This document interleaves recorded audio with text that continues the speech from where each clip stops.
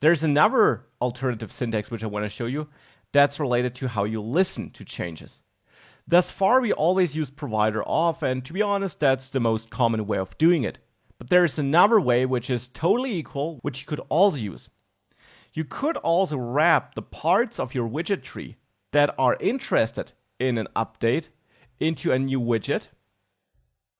And that widget would be the consumer widget.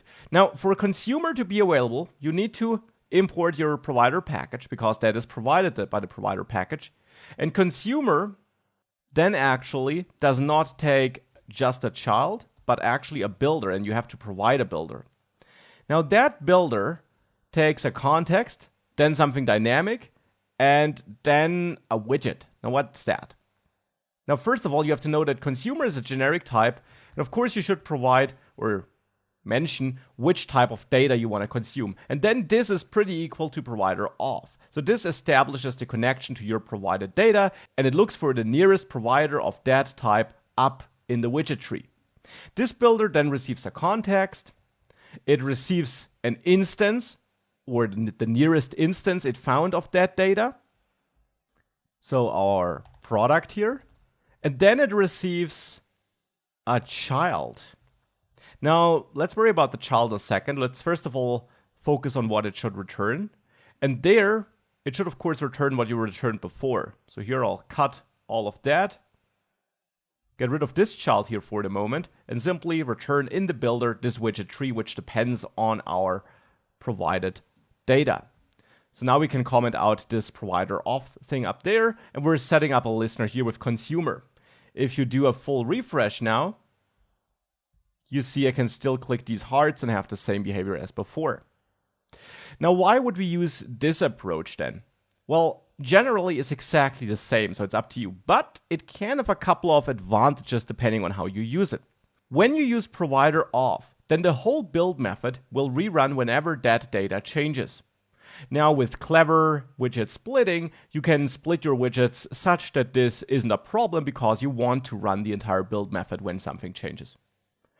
But you could also have a case where you only want to run a subpart of your widgets tree when some data changes. And then you could only wrap the subpart of the widget tree that depends on your product data with that listener.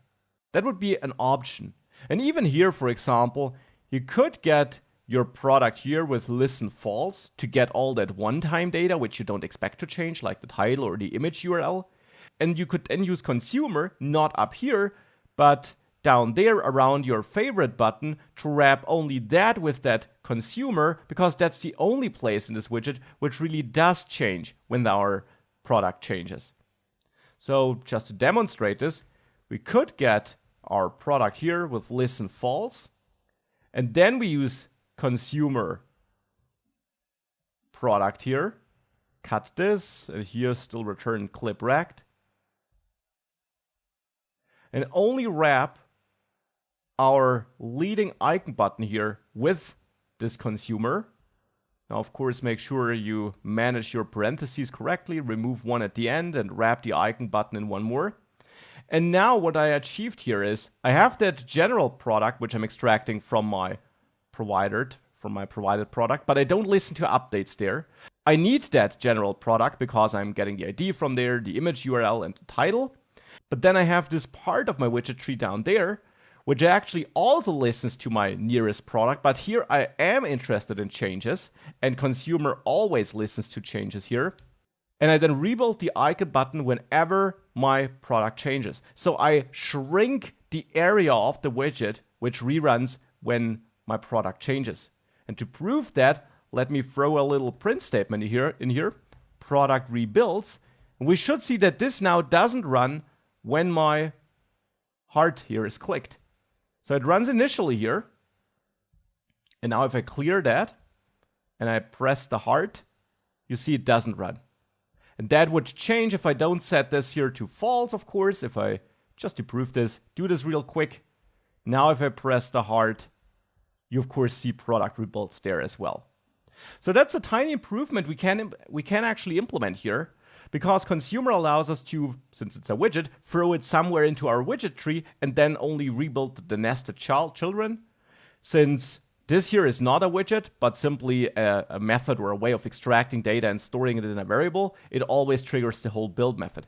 Again, you could achieve something similar to having a consumer down there by splitting your widgets in an efficient way. For example, we could have outsourced the icon button here into a separate widget, then used provider auth in there with listen to true, or not defined at all since true is the default, and we would have a similar setup. But this here is another way where you can easily control a part of your widget tree and make it a listener, whereas the majority of the tree is not a listener.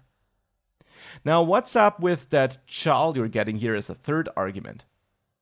If you have parts in your widget tree, which then does update, which you don't actually want to rebuild when it generally rebuilds this, then on the consumer, as an argument, you can pass in a child, and that could be some data like a text widget, which never changes, which doesn't depend on the data you're generally listening to. And this child you're defining here, which can also be a more complex widget tree or a custom widget, of course, is then ending up here in this child argument, which is passed into this builder function, and you can then reference it in there. Now here, I don't need it because all my parts here in the end are dynamic.